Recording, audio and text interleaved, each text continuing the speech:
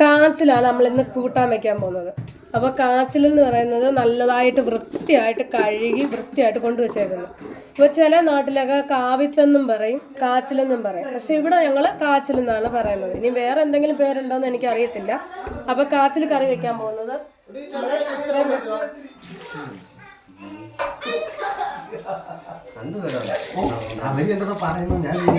ഇത്രയും വെള്ളം നമ്മൾ ഒഴിച്ച് ഇനി നമ്മൾ തീ ഓണാക്കി നമ്മൾ വെക്കുന്നു.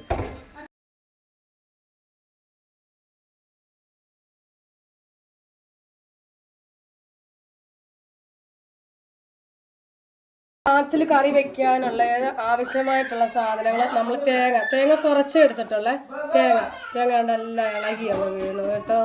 അപ്പോൾ ജീരകം ഇത്രയും കുറച്ച് ജീരകം, നല്ല ജീരകമാണ്. കുറച്ച് മുളക് പൊടി, ഇത്രയും നമ്മൾ നല്ലതുപോലെ അരച്ച് കൊണ്ടുവരട്ടെ. കാച്ചിൽ നല്ലതുപോലെ തിളച്ച് വന്നു. അപ്പോൾ അതിലോട്ട് നമ്മൾ കുറച്ച് ഉപ്പിടുന്നേ.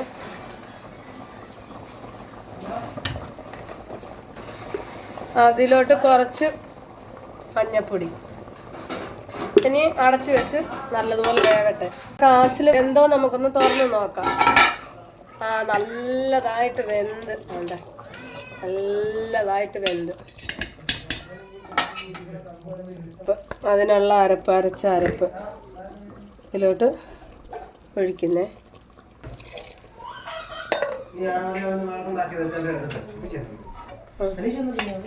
അരപ്പൊക്കെ നമ്മൾ ഒഴിച്ച് ചേർത്ത് ഇനി നമ്മൾ നല്ലതുപോലെ അതൊന്ന് ഇളക്കി കൊടുക്കുക.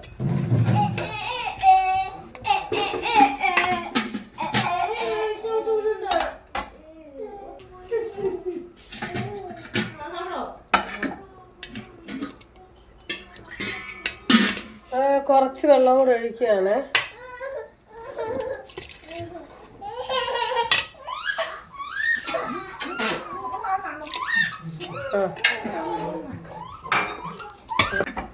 ഇനി ഒന്ന് ശകലം ഒന്ന് ചൂടാവണം. ഒത്തിരി നല്ല തിളയ്ക്കരുത്, എന്നാലും ഒന്ന് ചെറുതായിട്ട് ആ അരപ്പൊക്കെ ഒന്ന് ചൂടായി നല്ലതായിട്ട് വരട്ടെ. നല്ല കുറുകി വന്നിട്ടുണ്ട്. ഇനി നമ്മൾ കടുക് താളിക്കാൻ പോവാം.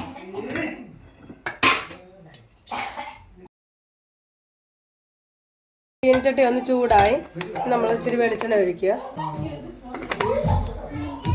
കടുക് ഇടുക.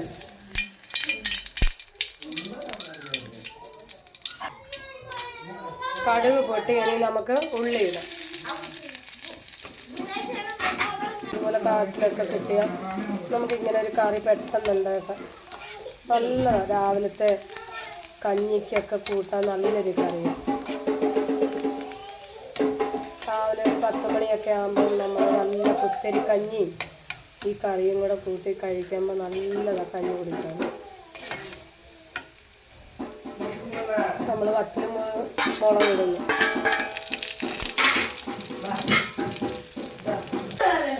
രണ്ട് കറിവേപ്പില.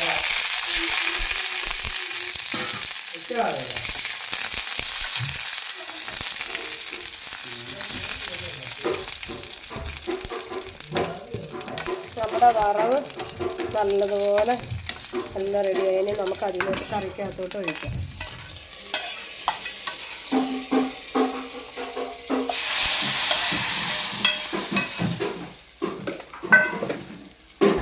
എന്തൊരു മണം! നല്ല കൂട്ടാണ്.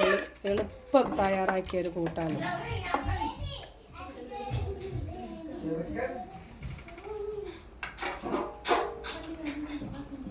നമ്മുടെ കൂട്ടാൻ റെഡിയായി. എല്ലാവരും ട്രൈ ചെയ്ത് നോക്കുക. അടുത്ത വീഡിയോയിൽ വരാം.